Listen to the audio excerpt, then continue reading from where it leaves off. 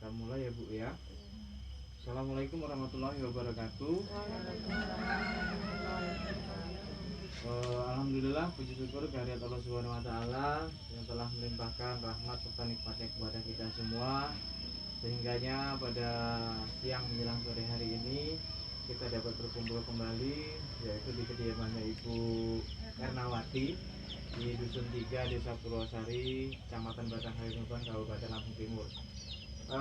Yang insya Allah kita semua dalam keadaan sehat walafiat. Selanjutnya salawat dan salam kita sanjungkan kepada Nabi besar Muhammad Sallallahu Alaihi Wasallam, yang mana beliau adalah suri teladan kita sebagai umat muslim yang insya Allah kelak kita diakui sebagai umatnya di yaumil akhir. Terima kasih ibu-ibu atas kehadirannya di bulan ini. Kembali kita berkumpul kembali dalam agenda FDS Family Development Season ataupun sebutan kita yaitu P2K2. Agenda pada hari ini yaitu kita akan mensosialisasikan terkait kebijakan-kebijakan aturan baru yang ada di PKH yang kami dapatkan dari hasil rapor kecamatan di beberapa hari yang lalu. Langsung saja kita mulai, yaitu yang pertama dengan aturan ataupun perintah dari Kementerian Sosial tentang masalah ATM ya. ATM itu wajib dipegang masing-masing, yaitu atas nama pengurus dan dipegang oleh pengurus sendiri, dan tidak boleh dititipkan ke siapapun ya, dan dipegang oleh masing-masing. Artinya nanti ketika pencairan ibu-ibu harus ngambil masing-masing. Sampai di sini ibu paham terkait soal ATM ya? Alhamdulillah kalau udah paham. Artinya kenapa tidak boleh dititipkan? Takutnya nanti ada penyalahgunaan ya, ada penyalahgunaan yang dilakukan oleh orang-orang yang tidak bertanggung jawab ya. Contohnya nanti uangnya bisa diambil dengan orang lain, tidak dikembalikan dengan utuh, kan seperti itu contoh-contohnya. Tapi insya Allah alhamdulillah punya kita tidak ada yang seperti itu ya Bu ya. Alhamdulillah. Berarti selanjutnya untuk P2K2 di bulan ini surat perintah dari Dinas Sosial kita sudah turun dalam hal peraturan P2K2. Kita sudah bisa melakukan seperti bulan-bulan yang lalu, dan saat ini kita boleh melakukan P2K2 seperti biasa, tapi dengan menggunakan protokol kesehatan yang diberlakukan oleh pemerintah kita. Yaitu yang pertama, kita boleh P2K2 itu dengan cara memakai masker. Yang kedua, physical distancing ataupun jaga jarak ya. Yang ketiga, selalu rajin cuci tangan dengan menggunakan sabun. Nah, jadi dengan beberapa cara tadi yang sudah kita sebutkan, kita wajib melaksanakan hal tersebut supaya kita terhindar dari pandemi COVID-19. Karena saat ini di negara kita sedang terkena wabah pandemi COVID-19. Dan alhamdulillahnya di kabupaten kita itu Lampung Timur masuk dalam zona hijau ya, alhamdulillah. Artinya di sini Lampung Timur itu tidak ada yang terkena COVID-19. Tapi kita jangan terlena karena kita mentang-mentang zona hijau terus kita mau semaunya, jangan ya. Tetap kita menggunakan protokol kesehatan dan tidak boleh takut, tapi kita tetap waspada dengan pandemi ini karena kita nggak tahu bentuknya seperti apa. Dan alhamdulillah di Lampung ada 2 kabupaten yang memang ditetapkan sebagai zona hijau, yaitu Lampung Timur dan Kabupaten Mesuji ya. Jadi Lampung Timur dan Mesuji alhamdulillah masuk zona hijau yang ada di Provinsi Lampung. Sampai sini paham ya Bu tentang P2K2? Paham? Oke, selanjutnya kita berbicara soal materi berikutnya, yaitu tentang komponen PKH. Yaitu ada apa aja? Ada balita, ada anak sekolah SD sampai dengan SMA, ada ibu hamil, ada lansia dan disabilitas ya.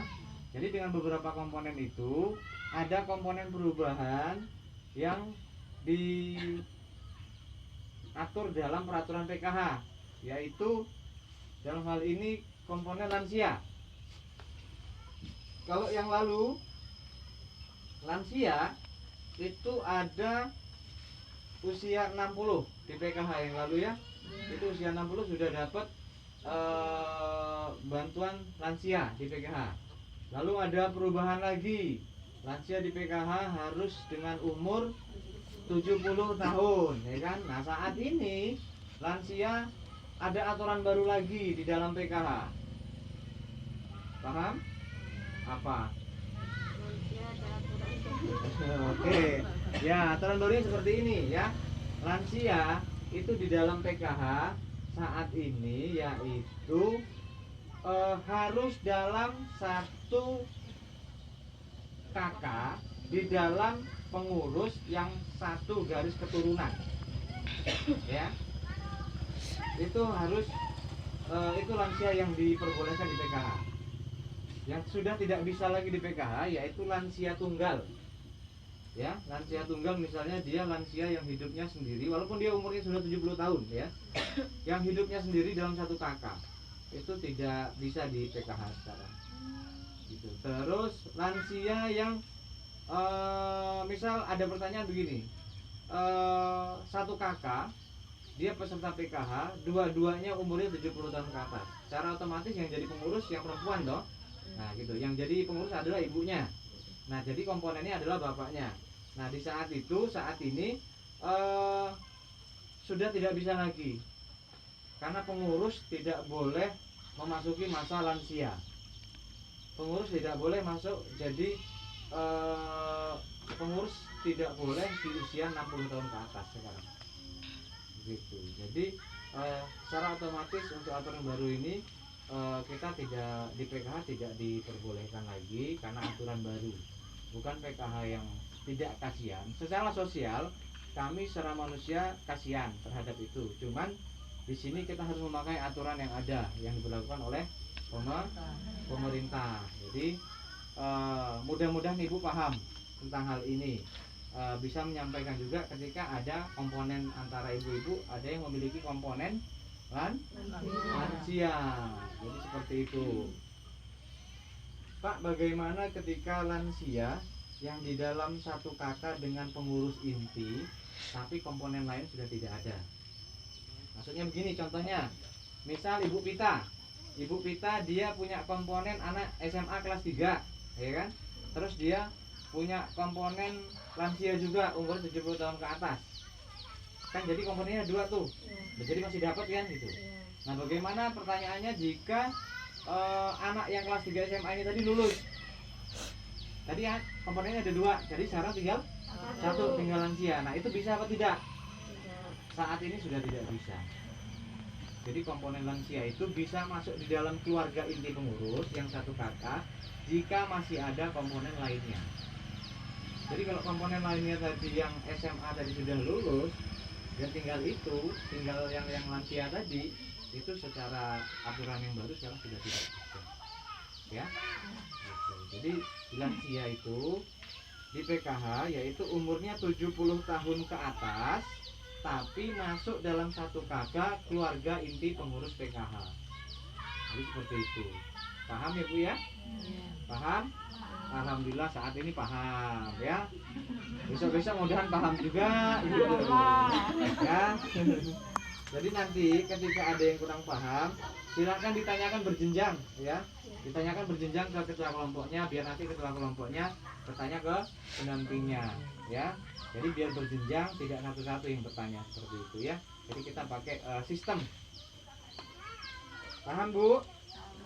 Paham. Kalau paham alhamdulillah.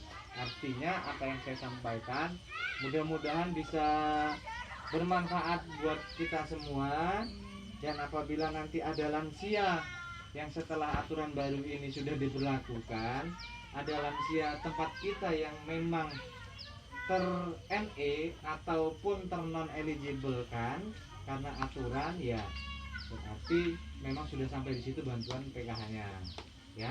Karena begini, adapun informasi yang harus kita pahami, di dinas sosial ataupun di Kementerian Sosial itu ada 3 divisi ya. Yang pertama divisi Linjamsos, yang kedua divisi FM ataupun fakir miskin, yang ketiga yaitu divisi Resos atau rehabilitasi sosial. Yang pertama itu Linjamsos. Linjamsos itu dia menangani masalah program bantuan, yaitu program keluarga harapan, yaitu PKH yang sedang kita jalani saat ini. Ini di bawah naungannya Linjamsos untuk PKH ya. Untuk FM ataupun fakir miskin itu dia menaungi program, kalau dulu Raskin, habis Raskin ganti lagi jadi Rastra, habis Rastra ganti lagi jadi BPNT, setelah BPNT jadilah sekarang sembako ya. Jadi beras-beras yang ibu terima itu, sembako yang ibu terima itu di bawah naungan FM ataupun parkir miskin. Dan di tempat kita pendampingannya yaitu didampingi oleh TKSK kecamatan ya. TKSK kecamatan. Kalau PKH jelas pendampingnya adalah pendamping sosial PKH. Kalau untuk beras atau BPNT atau sembako itu yang mendampingi adalah TKSK. Nah terus untuk Resos, Resos itu rehabilitasi sosial. Dia itu menangani yaitu seperti anak terlantar, seperti orang gangguan jiwa dan lansia. Gitu. Untuk nomor 70. Nah jadi kemungkinan besar lansia-lansia yang ada di PKH yang sudah tidak di cover lagi oleh PKH nanti akan di cover oleh Resos ya. Jadi lansia yang sudah tidak di PKH kemungkinan nanti akan di cover oleh Resos atau rehabilitasi sosial gitu. Jadi kalau di PKH tadi yang menaungi PKH apa Bu? Divisinya Linjamsos, perlindungan penjaminan sosial. Di BPNT yaitu FM atau divisi fakir miskin. Di Resos yaitu rehabilitasi sosial, yaitu dia menaungi ataupun menangani anak terlantar, orang dengan gangguan jiwa dan lansia gitu. Jadi sudah ada tempatnya masing-masing ya. Jadi tidak usah khawatir karena semuanya sudah dibentuk oleh pemerintah dengan sedemikian rupa. Jadi setiap divisi itu sudah punya naungan masing-masing. Paham ya Bu ya sampai sini ya? Sampai di sini ada yang ditanyakan ataupun sudah paham? Paham ya? Paham? Kalau paham alhamdulillah. Selanjutnya saya akan menyampaikan yaitu tentang pemutakhiran data. Ya, pemutakhiran data global ataupun total. Karena kita sudah memasuki tahun ajaran baru dalam sekolah. Ya, jadi setiap anak yang berubah datanya baik dari naik kelas ataupun naik ke sekolah jenjang berikutnya, contohnya dari TK ke SD, SD ke SMP, SMP ke SMA, SMA itu lulus. Nah itu harus kita perbarui datanya. Dan saat ini kita akan melakukan pemutakhiran data. Jadi ibu-ibu sekalian silahkan didata dengan sebenar-benarnya tentang anaknya saat ini, sekolahnya di mana dan kelas berapa. Jangan sampai ada terjadi kesalahan penyebutan sekolahan. Jadi nanti ketika pendamping turun ke sekolahan untuk ngecek datanya anaknya ibu-ibu, itu tidak lagi ada salah sekolahan ya. Gitu. Paham ya Bu ya? Kalau paham alhamdulillah. Saat ini informasi yang saya sampaikan cukup sekian. Setelah nanti saya tutup, kita coba untuk melakukan sesi tanya jawab ataupun ada hal-hal yang akan Ibu tanyakan, silahkan nanti langsung ditanyakan ke saya ya. Untuk saat ini saya akhiri dari saya. Untuk informasi yang bisa saya sampaikan selaku pendamping sosial PKH, saya ucapkan terima kasih atas perhatiannya.